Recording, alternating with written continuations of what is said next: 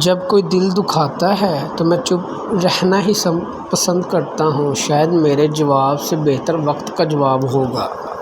جب آپ ننگے پاؤں ہوں اور اللہ تعالیٰ آپ کو جوتوں سے نوازے تو اپنی چال تبدیل نہ کرنا۔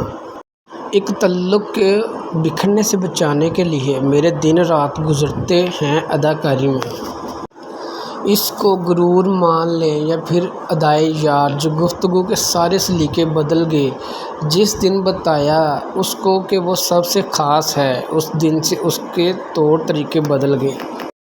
جب اللہ کسی بندے کے ساتھ بھلائی کا ارادہ کرتا ہے تو اسے کم بولنے، کم کھانے اور کم سونے کی ترغیب دیتا ہے۔ حضرت علی: ایک بات ہمیشہ یاد رکھنا، اگر میرا اللہ آپ کو اپنا نصیب خود لکھنے کی اجازت دیتا تو پھر بھی آپ اپنا نصیب اتنا اچھا بہترین نہیں لکھ سکتے جتنا وہ رب العالمین نے آپ کے لیے لکھا ہے۔ اس لیے ہمیشہ شکر ادا کرتے رہنا چاہیے انسان کو۔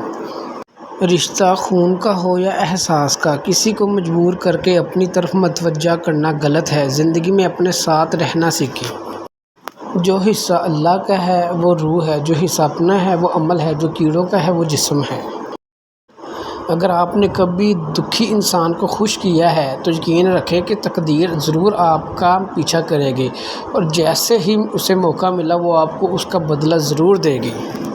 الجھنا چھوڑ دیں ایسی چیزوں سے، حالات سے اور لوگوں سے جن کو آپ بدل نہیں سکتے۔ اپنی توجہ اس پر مرکوز کریں جسے آپ بدل سکتے ہیں، یعنی کہ آپ اپنا۔